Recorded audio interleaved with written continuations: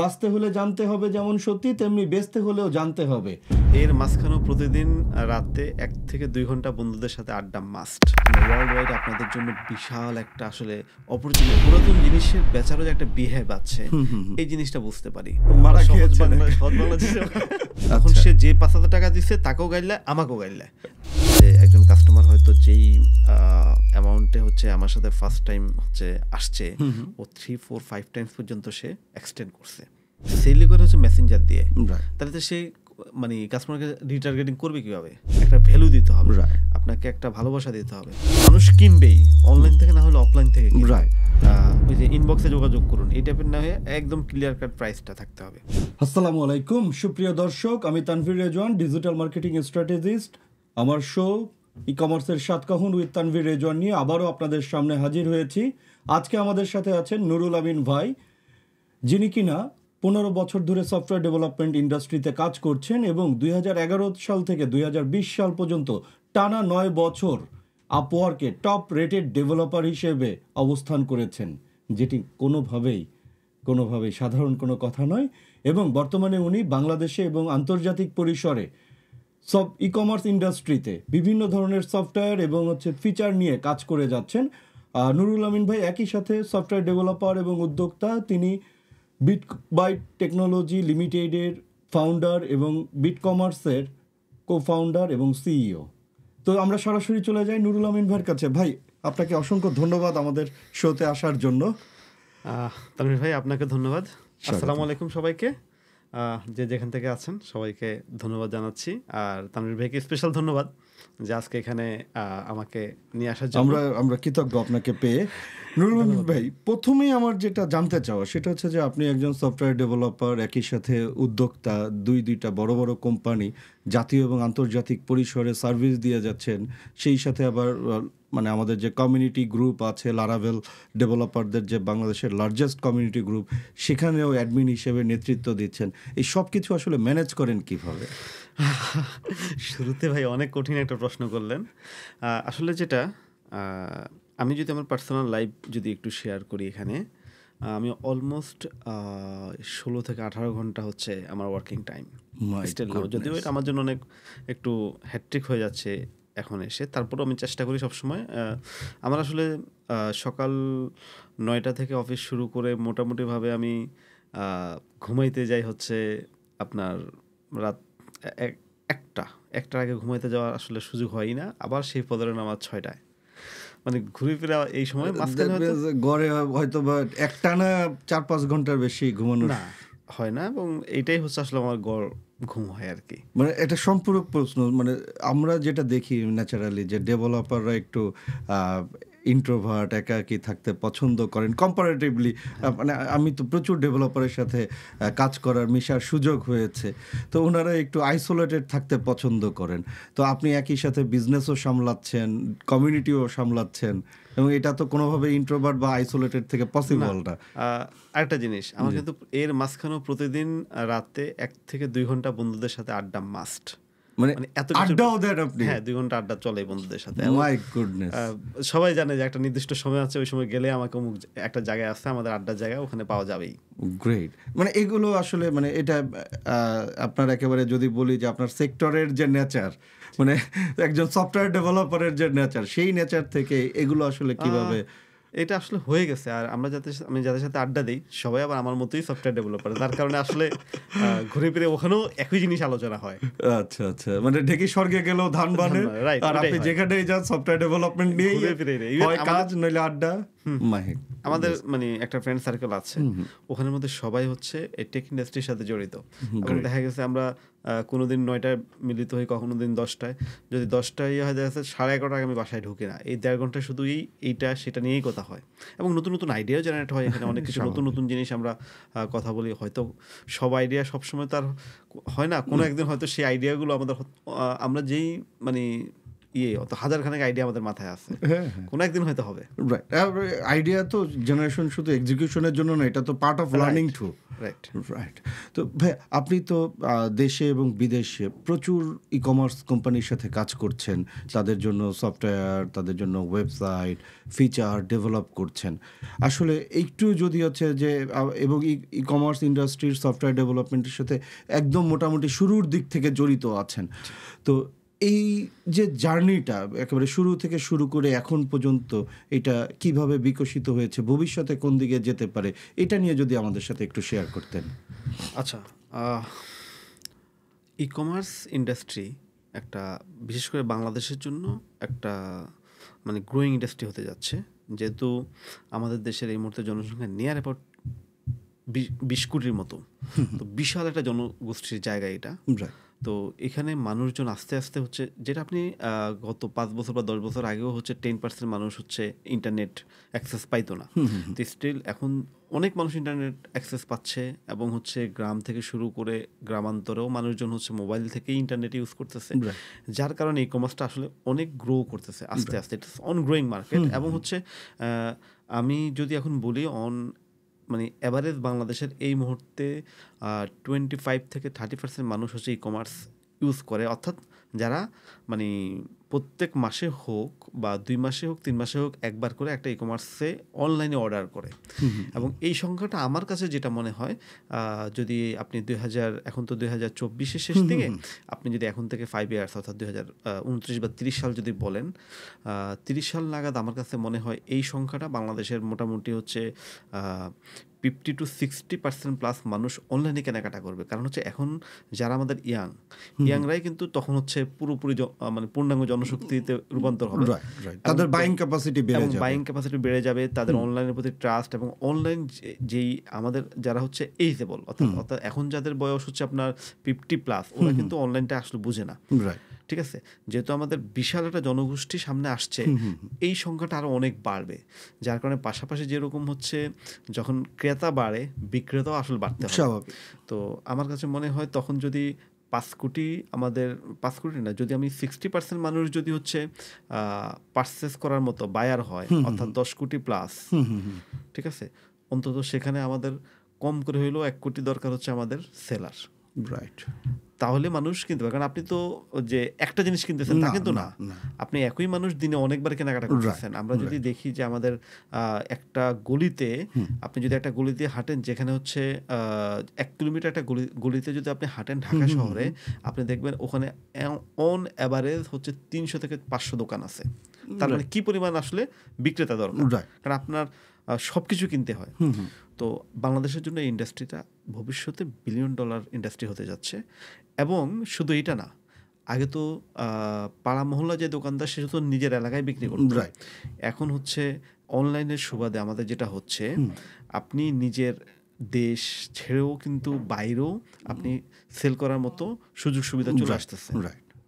আপনার যদি একটা জিনিস চিন্তা করেন, আমরা যেটাকে হচ্ছে ক্রস বর্ডার ই কমার্স বলে থাকি, যদি ওইটা পুরোপুরি আমরা আসলে অলরেডি ধীরে ধীরে ক্রস বর্ডারের আমরা পা দিয়ে ফেলেছি, এখন ওইভাবে গণহারে শুরু করা হয় নাই, কিছু প্রতিবন্ধকতা তো আছে আমাদের, ইনশাআল্লাহ এটা কেটে যাবে।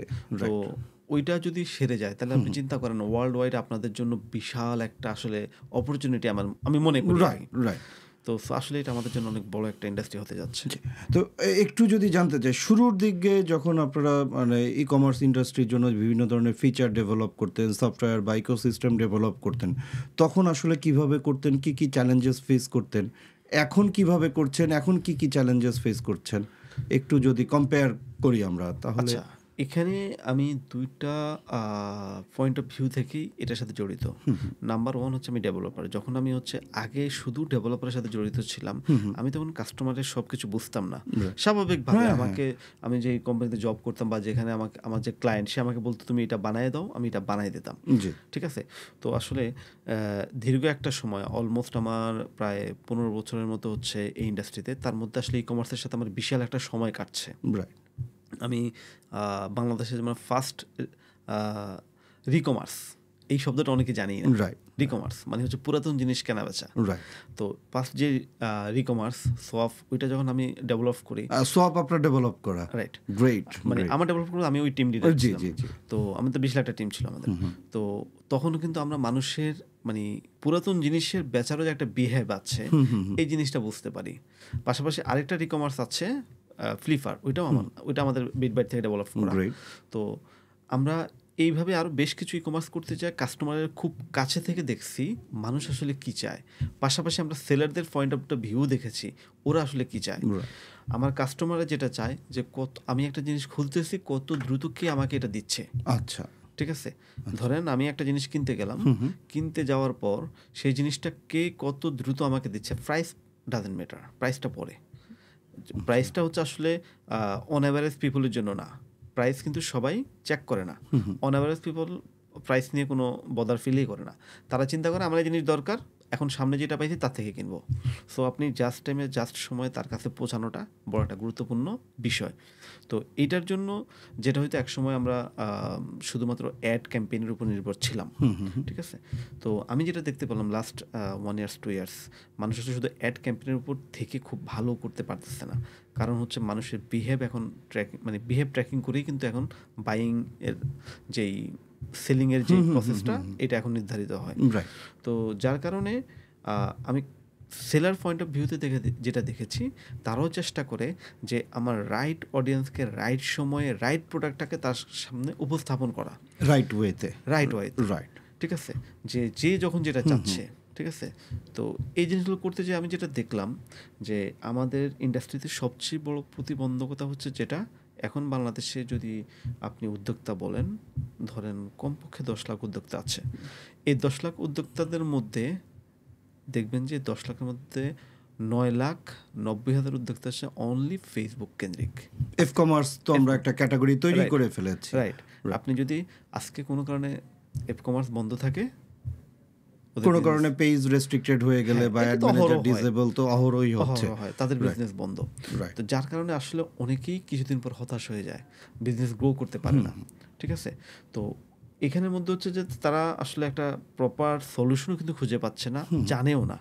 আবার আমাদের মতো কিছু লোক আছে তাদেরকে আবার ভুল ভালো বোঝাই যে ভাই এটা করো, এটা দিয়ে তোমার সব কিছু হয়ে যাবে। না, আপনি তো একটা প্রোগ্রামিং কমিউনিটির লিডার আর কি, তো সেরকম জায়গা থেকে আমি জানি না আপনি এটাকে কিভাবে নেবেন, কিন্তু আমরা তো হচ্ছে যে কন্টিনিউয়াসলি হচ্ছে যে প্রচুর পরিমাণে অ্যাড দেখি যে খুব অল্প টাকায় অনেক বিশাল ফিচার লিস্ট সমৃদ্ধ ওয়েবসাইট। ঠিক আছে, এগুলোকে আপনি কিভাবে আসলে মূল্যায়ন করছেন? আচ্ছা, এটা পজিটিভ এবং নেগেটিভ দুটো দিকে আছে। পজিটিভ দিকও আছে, হ্যাঁ অবশ্যই পজিটিভ দিক আছে। একটু যদি শেয়ার করতেন। আমার একটা এক্সপেরিয়েন্স আপনাদের শেয়ার করি। সেটা হচ্ছে আমি কখনোই হচ্ছে ফার্স্ট হ্যান্ড কাস্টমার অর্থাৎ ভার্জিন কাস্টমারের সাথে কাজ করার সুযোগ খুব কম হয়েছে। মানে অন্য জায়গায় গিয়ে কষ্ট পেয়েছেন, পেইন পেয়েছেন, মানে মারা খেয়েছেন। কঠিন শব্দ, জি সহজ মানে যে ধরা খেয়ে তারপর আসছেন। ঠিক আছে, এতে করে আমার জন্য সুবিধা হয়েছে, তাদেরকে আমি আসলে প্রপার জিনিসটা বুঝাতে পারছি, যেটা আসলে মানে আপনি এডুকেটেড করার জন্য হইলেও 5,000 টাকা দিয়ে একটা ওয়েবসাইট যদি কেউ বানায়, সে কিছুটা হলে এডুকেটেড হয়, বুঝতে পারে 6 মাস পরে এটা দিয়ে আমার হবে না, রিয়েলাইজেশনটা আসে, হবে না। তখন সে যে 5,000 টাকা দিচ্ছে তাকেও গাইলে আমাকেও গাইলে, যখন আমার সাথে কথা বলে শুরুতে বলে ভাই আপনাদেরকে তো বিশ্বাস করি না। কেন বিশ্বাস করেন না? তো আপনারা বলছেন 5,000 টাকা দিয়ে সবই হবে, এখন তো কিছুই হচ্ছে না। তো ভাই আমি তো বলি না, ভাই আপনি বলেন না কি হয়েছে, আপনার ভাই ব্রাদারই তো বলছে। ঠিক আছে, জি। তো এটা পজিটিভ দিক হচ্ছে লার্নিং হচ্ছে, বাট নেগেটিভ হচ্ছে যেটা সেটা ইম্প্যাক্টটা অনেক বেশি। মানে হিউজ পরিমাণ মানুষ হচ্ছে ডেভেলপারদের তখন বিশ্বাস করতে পারে না। ঠিক আছে, যে চিন্তা করে যে সবাই বুঝে আমাকে ঠকাইতে বসে আসছে। মানে তাদের চিন্তায় থাকে এটা যে 5,000 টাকা দিয়ে সে একবার ঠক খাইছে, এখন যদি তাকে আমি 50,000 বলি, যদি আমি 5 লাখ বলি বা যদি 5 কোটি টাকাও বলি, সে চিন্তা করবে এ তো আমাকে আরো বড় ধরা খাওয়াবে। যা গেছে 5,000 টাকার উপর দিয়ে গেছিল, এখন 50,000 5 লাখ বা এই অ্যামাউন্টের উপর দিয়ে যাবে। সো এটা একটা বড় নেগেটিভ দিক। এইটাকে কিভাবে হ্যান্ডেল করেন আসলে? আচ্ছা, এটা যেহেতু ওই যেটা বললাম, যারা আসলে বিজনেস বুঝতে, মানে ওই যে একটা কথা আছে না যে তুমি শিখলে কোথায়, তো যারা আসলে ঠেকে এক সময় বিজনেস করতে চায় যে না হ্যাঁ ঠিক আছে আমি বিজনেসই করব, একবার ঠকছি, দুইবার ঠকছি, তিনবার ঠকছি না, করতে চাই। তো ওরা আসলে নিজে নিজে হচ্ছে একসময় শিক্ষিত হয়। এবং আমিও যেটা করি, আমি আমার যত ক্লায়েন্ট আমি বলে যে বাবু তুমি আগে শিখো, এই জিনিসটা দিলে এইটা হয়, এটা দিলে এটা হয়। তুমি না শিখলে তুমি আমার জিনিসটা মানে মূল্যায়ন করতে পারবা না এবং নিয়ে কাজও তো করতে পারবে পারবে। রাইট। তো যার কারণে হচ্ছে ওদেরকে আমি চেষ্টা করি যে এডুকেটেড করতে, ট্রেন করতে, যাতে করে ওরা বুঝতে পারে যে ওরা মানে যে জিনিসটা পাইলো সেটার ভ্যালুটা কি জিনিস। রাইট। তখন তারা আসলে দেখা গেছে, ইভেন আমার এমনও আছে যে একজন কাস্টমার হয়তো যেই অ্যামাউন্টে হচ্ছে আমার সাথে ফার্স্ট টাইম হচ্ছে আসছে, ও 3, 4, 5 টাইমস পর্যন্ত সে এক্সটেন্ড করছে, কারণ সে সার্ভিস পেয়েছে, স্যাটিসফাইড হয়েছে। পাশাপাশি হচ্ছে সে আসলে যেটা চাচ্ছে, দিন শেষে তার সেল আসা দরকার।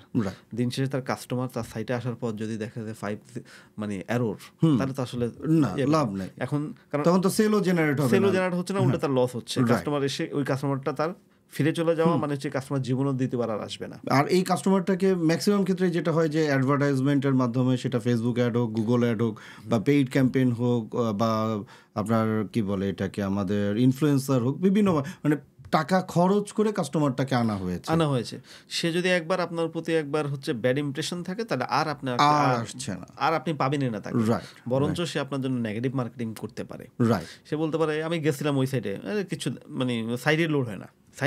তো দেখা গেছে যার কারণে আমাদের মানে সেলাররা বা আমাদের যারা উদ্যোক্তা, তারা এই জায়গাতে ভালো একটা সাফার করে যে আসলে কাস্টমারকে ধরে রাখার বিষয়টাতে ওরা সাফার করে। শুধু ফেসবুক দিয়ে আসলে দেখা গেছে আপনি কতক্ষণ মেসেঞ্জার আনসার দেবেন, ঠিক আছে? এবং যখন হচ্ছে যে মানে এটা ডেইলি 5টা, 10টা, 20টা, 50টা পর্যন্ত, তাও মোটামুটি মেইনটেনেবল।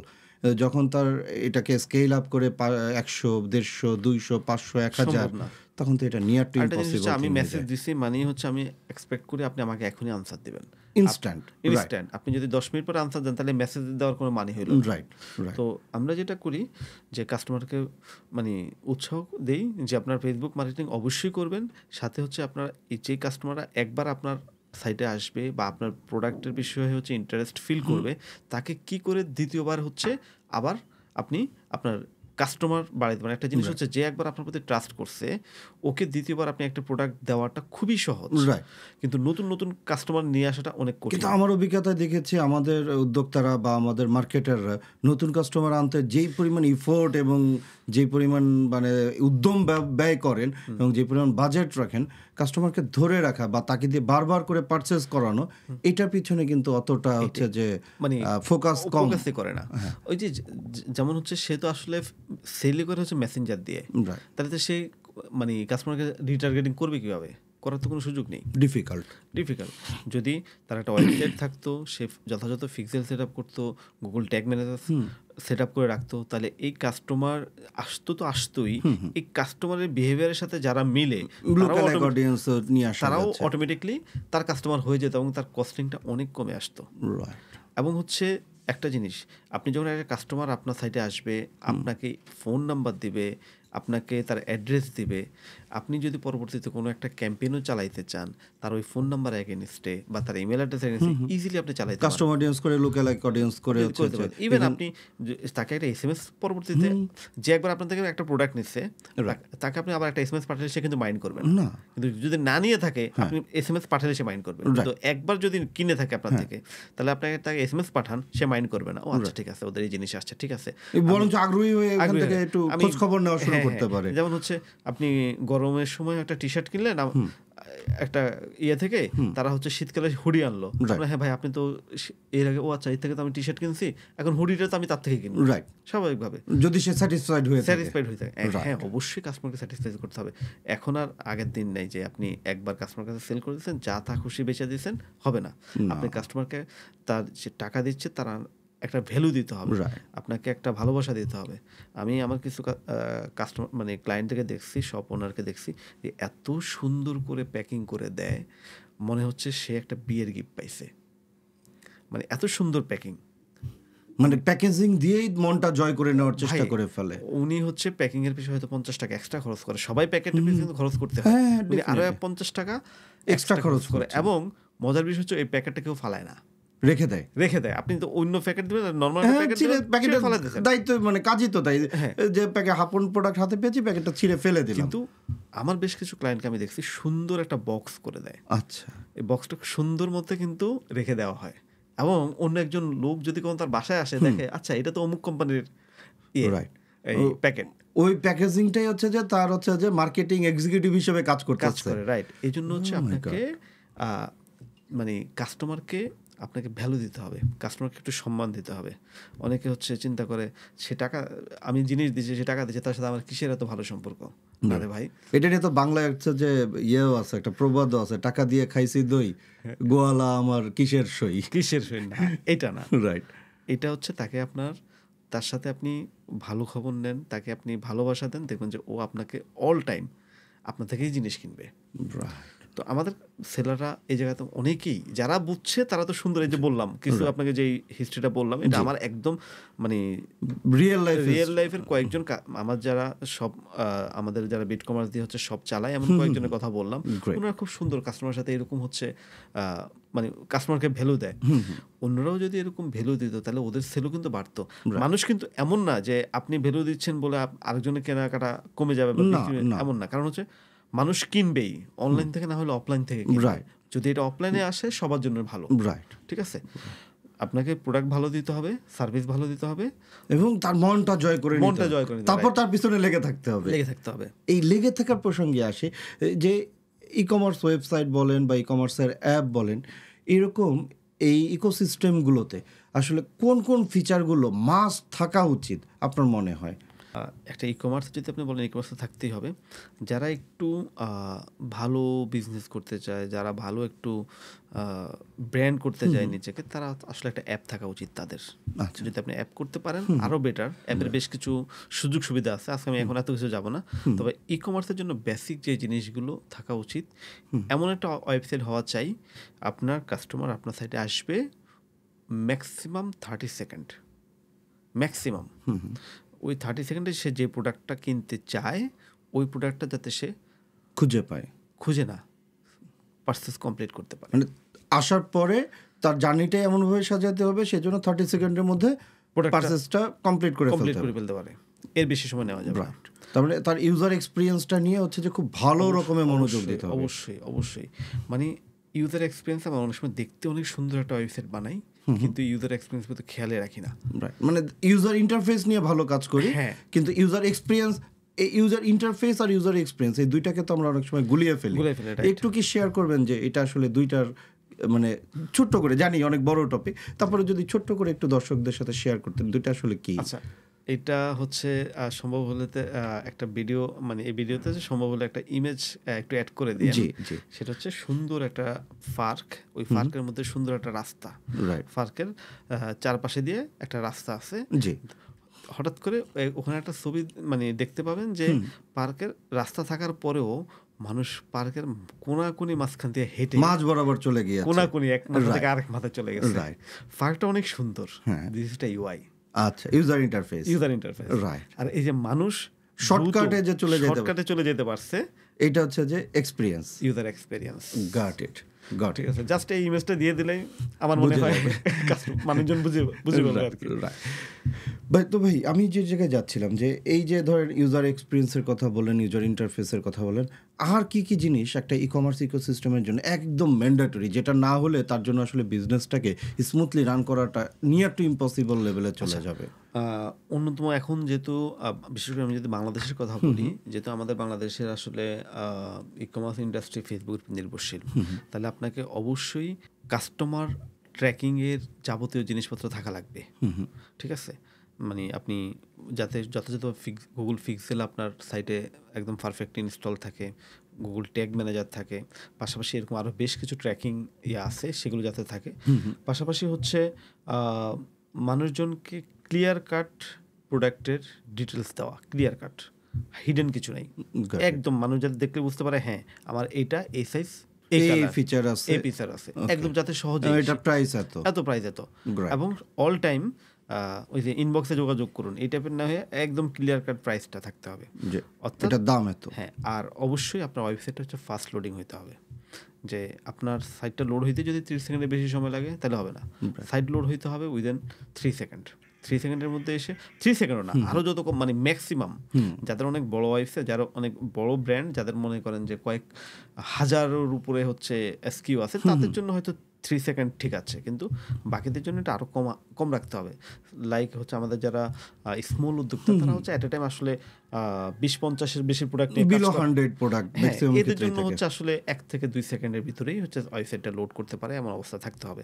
পাশাপাশি হচ্ছে গেস্ট চেকআউট, মানে কাস্টমারকে আপনি লগ ইন করবেন তারপর চেক আউট করবে, এই সিস্টেম না রেখে গেস্ট চেক আউট যাতে থাকে, মানে তার চেক আউটটা যত ইজি করে, যত ইজিলি, মানে সে আসবে, দেখবে, ক্লিক করবে, শেষ। যেমন অ্যামাজনের একটা হচ্ছে যে রিসার্চ ছিল $1 মিলিয়ন বাটন, মানে ওদের হচ্ছে যে চেক আউট প্রসেসে একটা বাটন মানে একটা স্টেপ ওরা কমিয়ে দেওয়ার ফলে ইনস্ট্যান্ট ওদের $1 মিলিয়ন সেল বেড়ে গিয়েছিল।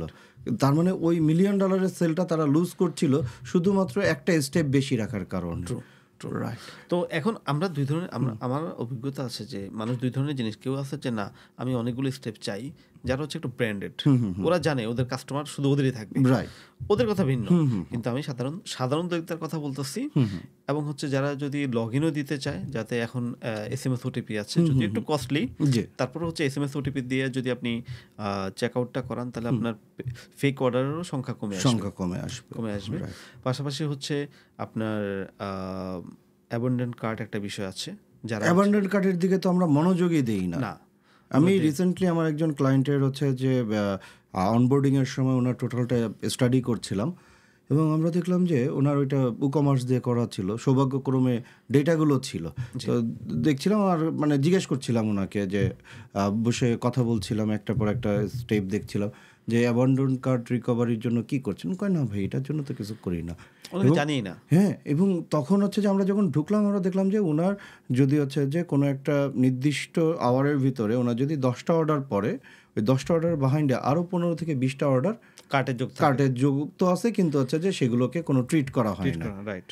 এবং এর সাথে যদি আরেকটা জিনিস হয়ে যায় যে হচ্ছে যে তার গুগল থেকে বা তার ব্রাউজার থেকে যদি তার হচ্ছে যে নাম, ফোন নাম্বার, মেইল অ্যাড্রেস, এগুলো তো অনেকেরই সেভ করা থাকে, সেগুলোকেও যদি টান দেওয়া যায় চেক আউট পেজে, তাহলে এটা একটা ম্যাসিভ জায়গা হতে পারে। যাতে হচ্ছে সে যাতে যেমন তার ফোন নাম্বারটা অটোফিল হয়ে থাকলো, তার অ্যাড্রেসটা অটোফিল হয়ে থাকলো, রাইট, এগুলো করা যায়। পাশাপাশি হচ্ছে আরেকটা জিনিস হচ্ছে আমরা যেটাকে বলি আর কি যে কার্ট ফ্লো, রাইট, ঠিক আছে। আপনার হচ্ছে বিভিন্ন স্টেজে বিভিন্নভাবে তাকে একটা প্রোডাক্টকে upsell, downsell, bumper offer, additional offer. আপনি হয়তো একটা জিনিস কিনতে গেছেন, আপনাকে এটা বুঝাইতে হবে যে আপনি এই জিনিসটা কিনলে হলো আপনার 30 টাকা হচ্ছে ধরুন ডেলিভারি চার্জ দিতে হবে, ওই জিনিসটা কিনলো আর আলাদা ডেলিভারি চার্জ, আলাদা করে একই ডেলিভারি চার্জ হয়ে যাচ্ছে। ইভেন তুমি যদি আরো একটা জিনিস কিনো ডেলিভারি চার্জ দিয়ে তোমার আমি ফ্রি করে দিচ্ছি, রাইট।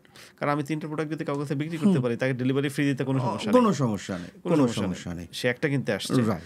পাশাপাশি তার দরকারও কিন্তু, রাইট, এমন না যে তাকে আমি হচ্ছে দরকার নেই, না, মানে আমরা যে জিনিস, যেমন আপনি শার্টের সাথে প্যান্ট লাগবে, জুতোর সাথে মোজা লাগবে, আমার মনে আছে ভাই, আমি গত হচ্ছে যে কোরবানি ঈদের কিছুদিন আগে দিয়ে ইন্ডিয়ান এক ভদ্রলোক, উনি হচ্ছেন যে ডিজিটাল প্রোডাক্ট সেলিংয়ের একটা কোর্স করান, USA বেসড।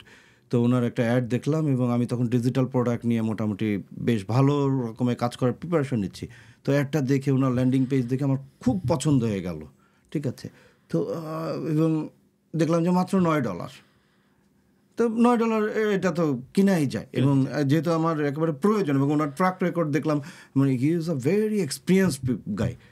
তো $9 পে করতে গেছি, এর মধ্যে সে বলতেছে যে আচ্ছা ঠিক আছে, তুমি একটা এক্সট্রা স্টেপ চলে এসেছে যে আমি তো এটা জুমে করাবো, আমার গ্রুপে লাইভ দেখাবে, তুমি যদি আমার জুম রুমে জয়েন করতে চাও, হ্যাঁ, এবং হচ্ছে যে প্রোগ্রামের শেষে আমাকে আলাদা করে পার্সোনালি কোয়েশ্চেন করতে চাও, তাহলে আরও $27। আমি চিন্তা করলাম যে এই ট্রেনিং করব, তাকে যদি আমি কোয়েশ্চেনই করতে না পারি, তাহলে আমার লাভ কি? আচ্ছা, যোগ হলো $27 গেল।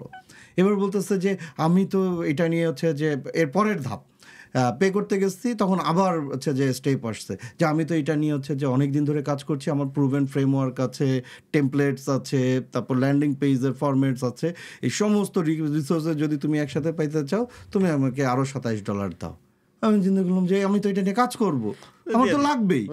তো এইগুলো দেখা যাচ্ছে যে ইভেন আমি যদি পুরোটা দেখে শুনে শিখে নিজে বানাইতে যাই, হয়তো আমার দেখা গেল যে 1-1.5 মাস হচ্ছে যে এর পিছনেই সময় দেওয়া লাগবে, তার থেকে $27 যদি পেয়ে যাই, যোগ করলাম গেল। তারপর আবার হচ্ছে যে করলাম যে বলতেছে যে তুমি যদি এই টোটালটা রেকর্ড পাইতে চাও এবং এর আগে আমি আরও 5-6টা ওয়ার্কশপ করিয়েছি সেগুলোরও রেকর্ড একসাথে পাইতে চাও তাহলে আরও $27। এবং ওই মুহূর্তে আমার কার্ডে অত টাকা ছিল না, আমি আরেকজনকে ফোন দিয়ে কার্ডে টাকা ম্যানেজ করে এই 27 প্লাস 9 মানে মোটামুটি হচ্ছে যে $3 $90 থেকে আমাকে $90 টেনে নিয়ে গেল। এবং আমরা যখন হচ্ছে যে ওনার গ্রুপে জয়েন করলাম প্রোগ্রাম শেষে, গ্রুপে অনেকেই বলতেছিল আমি তো $9 মাইন্ডসেট আপনি আসছিলাম কিন্তু $90 পে করে ফেলছি। কেমনে পে করে ফেলছি আমি নিজেও জানি না। ওই যে বললাম রাইট টাইমে রাইট সময়ে রাইট প্রোডাক্ট রাইট পারসনকে দেওয়া রাইট সময়ে, ওইটা সে দিতে পারছে আপনাকে। জি, তো এখন ঝামেলাটা হচ্ছে যে এই যে এইভাবে যে টোটাল একটা ইকোসিস্টেম এবং এগুলোকে মানে রাইট ডেভেলপারকে দিয়ে ডেভেলপ করানো এবং তাকে রাইট অ্যামাউন্টের মানিটা দেওয়া, এইটা তো আমাদের অনেকের পক্ষে, অনেক ই কমার্স উদ্যোক্তার পক্ষে অনেক মানে অসম্ভব। কারণ শুরুতে আমাদের পুঁজি অনেক কম থাকে, আবার যা পুঁজি থাকে সেইটা একটা বড় অংশ খেয়ে নেয় ফেসবুক, একটা বড় অংশ চলে যায় প্রোডাক্ট সোর্সিংয়ে, তারপরে এত টাকা দিয়ে এটা কীভাবে পসিবল? আচ্ছা, আমি যে কোনো ক্লায়েন্টের সাথে কাজ করার সময় তাকে জিজ্ঞাসা করি তোমার বাজেট কত। যে সাপোজ সে বললো যে আমার ওয়েবসাইটের জন্য বাজেট $100, তো তোমার বিজনেসের বাজেট কত? সে বলে $200। ভাই তোমার ওয়েবসাইট আমি করবো না, কারণ কোনো লাভ নেই তোমার ওয়েবসাইট করে। কারণ তোমার যদি বিজনেসের জন্য $100 বাজেট হয়, ওয়েবসাইটের জন্য ম্যাক্সিমাম বাজেট থাকবে $10, ম্যাক্সিমাম $20, এর উপরে থাকতে পারে না। কারণ ওয়েবসাইটের পিছনে যদি আমার একটা বড় টাকা চলে যায় আমি বিজনেস গ্রো করাবো কি করে? রাইট। আবার আপনার একটা কিন্তু মানে যে কথাগুলো এর আগে বললাম সেইগুলো একটা ই-কমার্সও দরকার, তাহলে আপনি কাস্টমার কিন্তু ধরে রাখতে পারবেন না, ডিফিকাল্ট। তাহলে আপনার কথাটা মানে তাহলে তো এখন গোলক দাদা আটকে গেলাম হিউজ একটা ওই যে ওই 10-10-27 কাহিনী, জি জি, ওরকম একটা কাহিনীতে আপনি পড়ে গেছেন, তাহলে কি করবেন? তো এইসব বিষয় চিন্তা করে আপনি যদি আমাদের মানে একটু আমি আমার যদি এতে করি যে আমরা বিটবাইট থেকে লাস্ট 4 years অনেক ই কমার্সের কাজ করি এবং হচ্ছে অনেক বড় বড় লেভেলের, যেগুলো হচ্ছে আসলে সাধারণ উদ্যোক্তাদের জন্য মানে এগুলো কিরকম বাজেট এগুলোর মানে অ্যারাউন্ড একটা রেঞ্জ যদি আমি আপনাকে বলি, আমরা সিঙ্গেল একটা ই কমার্সের সাধারণত বিটবাইট থেকে 10 লাখ এর নিচে করি নাই। এখন বাংলাদেশে কয়জন ই কমার্স উদ্যোক্তা আছে এখন যে এত বাজেট দিবে? খুবই কম, এই সংখ্যাটা খুবই কম, খুবই কম, সবাই এটা পারে না। তো এবং কিন্তু প্রয়োজন, তারাও বিজনেস করতে পারতেছে না। তো এর মাঝখানে আমরা আসলে একটা, যেহেতু আমরা গত 4 বছর ই কমার্স নিয়ে কাজ করছি, একদম স্পেসিফিক ই কমার্স নিয়ে কাজ করছি আমরা বিটবাইট থেকে লাস্ট 4 years, আমাদের 90% প্রজেক্ট কিন্তু ই কমার্স বেসড। তো যার কারণে আমাদের একটা বিশাল অভিজ্ঞতা, আমাদের বিশাল একটা ফ্রেমওয়ার্ক ক্রিয়েট হয়ে গেছে। তো এটা কিন্তু সবাই এফোর্ড করতে পারতেছে না। তাহলে আমার কাস্টমার এফোর্ড করতে পারতেছে না, আমি আসলে তার এফোর্ট না করলে আমি তো বিক্রি করতে পারছি না। মানে খুব মিলে আসলে এটা মানুষের জন্য খুবই দরকার, কিন্তু মানুষ এফোর্ড করতে পারতেছে না। তো এটার জন্য আমরা একটা সলিউশন নিয়ে আসছি। কি ধরনের? সেটা হচ্ছে সাস বেসড একটা সলিউশন, যেটা হচ্ছে আমি আমার কাস্টমারকে বলি যে তুমি প্রোডাক্ট সোর্স করো, বিক্রি করো, ডেলিভারি দাও, জাস্ট এই 3টা কাজ তোমার। আচ্ছা, বাকি সব কাজ আমার। মানে টেকনোলজি ওরিয়েন্টেড। তুমি হচ্ছে প্রোডাক্ট, আপনারা তো অনেক এক্সপেন্সিভ, আপনাদের অনেক টাকা দেওয়া লাগবে কিনা, ওইটাই বলতেছি। প্রোডাক্ট নিয়ে আসো, জি, মার্কেটিং করো, বিক্রি করো, আর হচ্ছে ডেলিভারি দাও, টাকা কোনো শেষ, তোমার কাজ এটা। বাকি টেকনিক্যাল তোমার যা লাগে এইটা আমি ফ্রি অফ কস্ট করে দেবো। সিরিয়াসলি? তো ফ্রি অফ কস্ট কতজনকে আপনারা কতদিন সার্ভিস দিতে পারবেন? যারা আমাদের ফ্রি অফ কস্ট তারা সারা জীবন ফ্রি অফ কস্ট। চাইলে আপনারা চলবেন কিভাবে? যদিও কোশ্চেনটা খারাপ দেখায়, কিন্তু কত সামলাতে পারলাম না। জি, যারা আসলে স্মল, মানে যারা একদম স্মল ফেসবুক কেন্দ্রিক বিজনেস করে, তারা হচ্ছে আমাদের ফ্রি সার্ভিসটা নিয়ে কাজ শুরু করতে পারে। যদি একটা জিনিস, আপনি আজকে $100 দিয়া বিজনেস করতেছেন, আমি আপনাকে ফ্রি দিচ্ছি। আপনি যদি আজকে $1000 যেতে চান, তাহলে তো অবশ্যই কিছুটা হলো আপনার খরচ করতে হবে। ডেফিনেটলি সার্ভিস লাগবে, সাপোর্ট লাগবে, এবং সেটা যে খুব বেশি তা না। আচ্ছা, আমরা হচ্ছে মানে এরকম একটা সিস্টেম ফ্রিতে দিচ্ছি, সে হচ্ছে অনেকটা চেক করার জন্য, সে দেখার জন্য যে এটা তার জন্য ওয়ার্ক করে কিনা। রাইট। সে ওয়ার্ক করলে সেও গ্রো করবে, আমরাও গ্রো করব। আমরা যেটা হচ্ছে আমরা একটা আমাদের পেইড সাবস্ক্রিপশন, মান্থলি সাবস্ক্রিপশন $2,000 থেকে $5,000 ম্যাক্সিমাম, অনলি। মানে ওয়ান টাইম কোনো সাবস্ক্রিপশন বা ওয়ান টাইম অনবোর্ডিং এগুলো না, ওয়ান টাইম কোনো কিছু নেই, ওয়ান টাইম কিছু নেই। জাস্ট তার মানে সে হচ্ছে যে সারা মাসে হচ্ছে যে বেচা কিনা করবে, একটু একটু করে হচ্ছে যে মানে ভাড়া দিয়ে যাবে এক কথায়। রাইট, অনেকটা এরকমই। কিন্তু এটা কি আপনাদের ডোমেইনেই থাকবে না তার ডোমেইনেই থাকবে? কারণ আইডেন্টিটিটা কার হবে আচ্ছা, আসলে? ফ্রিতে হলে আমাদের ডোমেইনে থাকবে, আচ্ছা। আর যখন সে হচ্ছে আমাদের পেইড সাবস্ক্রিপশন নেবে তখন তার কাস্টম ডোমেইন, লাইক আপনার tanveer.com, আচ্ছা, আপনি ওখানে যাইতে পারবেন, সমস্যা নেই। তার মানে হচ্ছে যে সাইট আমারই, আইডেন্টিটি সবকিছু আমার, আপনারই, শুধু সবকিছু ব্যাক এন্ডের ইঞ্জিন সাপোর্টটা শুধুমাত্র আপনাদের। ভাই আপনি যদি কাস্টম ই কমার্সও করেন, অ্যাকচুয়ালি তাই হয়, রাইট। কারো না কারো কাছে যেমন জিনিসটা থাকে, ওয়ার্ডপ্রেসে যখন যাই ই-কমার্স হচ্ছে যে ব্যাক এন্ড ব্যাকএন্ডে ইঞ্জিন থাকে, হিসেবে। এবং আপনি যেই কোম্পানি দিয়ে কাজটা করান তারাই কিন্তু কোথাও হোস্ট করে, রাইট, জিনিসটা এমনই হয়। রাইট। এখানেও তাই, আমরা হচ্ছে যেমন তার মানে হচ্ছে এখন আমরা কোটি টাকার সার্ভিস 1000 টাকায় পেয়ে যাচ্ছি, বিষয়টা কি এরকম হচ্ছে? অনেকটা এরকমই, কারণ হচ্ছে Great. আপনি অ্যামাজনের মতো একটা এক্সপেন্সিভ জায়গায় সবাই হোস্ট করতেও পারে না, কারণ আপনার সবার কাছে হচ্ছে ডলারের কার্ড নেই, আবার কার্ড থাকলেও ওই বাজেট অনেক সময় আপনি থাকে না। যদি অ্যামাজনে একটা সাইট হোস্ট করতে চান, আপনার মোটামুটি ভাবে একটা সিঙ্গেল ওয়েবসাইটে চালাইতো ভালো একটা মান্থলি payment প্রায় দিতে হবে। 20-25-30 ডলারও চলে যায় চলে অনেক যায় সময়। চলে যায় রাইট, সো মানে এরপরে তো হচ্ছে আপনার অন্যান্য বিষয়গুলো আছে। রাইট। তো এখানে আমরা জিনিসটা রাখতেছি, যেহেতু আমরা একটা সাবস্ক্রিপশন বেসড ওয়ার্ল্ড ওয়াইড একটা সার্ভিস আমরা নিয়ে আসছি, শুধু এটা বাংলাদেশে না, আমরা এটা বাংলাদেশের বাইরেও দিচ্ছি। গ্রেট। সো আসলে কয়টা দেশে এখন পর্যন্ত আপনারা এটা? আমরা ইনিশিয়ালি বাংলাদেশ হচ্ছে, যেহেতু আমরা আমাদের দেশের মানুষের কথাই সবার আগে চিন্তা করতেছি, ইনিশিয়ালি আমরা বাংলাদেশে শুরু করেছি, এবং আমরা পাশাপাশি হচ্ছে ইন্টারন্যাশনালি এটা আসলে সব দেশেই মানে কম বেশি যাচ্ছে, মানে কোনো ফিক্স না যে ওপেন করে মার্কেটিং করছে, মানে ফিক্স না যে শুধুমাত্র ইন্ডিয়াতে হবে বা শুধুমাত্র ইন্দোনেশিয়া, এমন না, সব দেশে আমাদের সিস্টেম ইউজ করতে পারতেছে।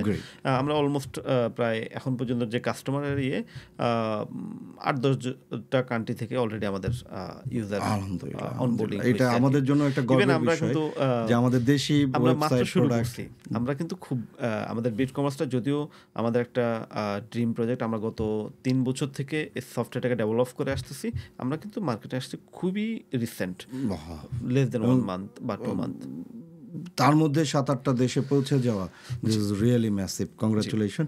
তো ভাইয়া আমরা একদম শেষের দিকে চলে এসেছি।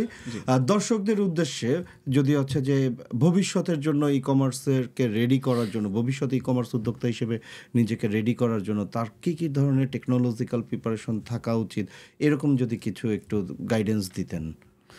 আচ্ছা, এই বিষয়ে আমি যে জিনিসটা বলবো আমার দর্শকদের উদ্দেশ্যে, আপনারা হচ্ছে লার্ন করুন, পড়াশোনা করতে হবে, শুধু বিজনেস করলে হবে না, এর পিছনে কি চলছে, কিভাবে চলছে, কিভাবে মানুষজন অন্যরা বিজনেস করতেছে, কিভাবে আপনার বিজনেসকে গ্রোথ করা যায়, এটার জন্য স্টাডি করতে হবে।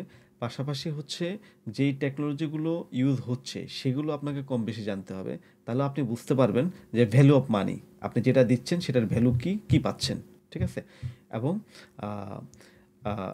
আমাদের অবশ্যই আমি ডেফিনেটলি বিট কমার্সের কথা বলবো, আমি বিট কমার্স থেকে আপনাদেরকে সেই ফ্যাসিলিটি দিচ্ছি যাতে করে আপনার বিজনেস গ্রো করতে পারেন এবং আপনার বিজনেসটাকে অন্য লেভেল নিয়ে যেতে পারেন। আশা করি আপনারা আমাদের সাথেই থাকবেন। অসংখ্য ধন্যবাদ। দর্শক, ই কমার্স আসলে টেকনোলজি যদি বলি, ই কমার্সের প্রাণভোমরা হচ্ছে টেকনোলজি, এবং এই টেকনোলজি নিয়ে আপনি যত বেশি সচেতন থাকবেন এবং এই টেকনোলজিকে যত বেশি আপনার বন্ধু বানাতে পারবেন, আপনার ই কমার্স বিজনেস তত বেশি গ্রো করবে। আমরা আজকে আমাদের এই এপিসোডে ই কমার্সের জন্য যে টেকনোলজি সেটার বিভিন্ন দিক নিয়ে আলাপ করেছি, এবং একদম শেষে নুরুল আমিন ভাই খুব চমৎকার একটি বার্তা দিলেন, আমাদের আসলে জানতে হবে, শিখতে হবে, বাঁচতে হলে জানতে হবে যেমন সত্যি, তেমনি বেচতে হলেও জানতে হবে। তো এই জানার এই পথ পরিক্রমায় আমি Tanvir Rezwan, digital marketing strategist, আমি আছি আপনাদের সাথে। সবাইকে আবারও ধন্যবাদ আমাদের সাথে এতক্ষণ ধরে থাকার জন্য। খোদা হাফেজ।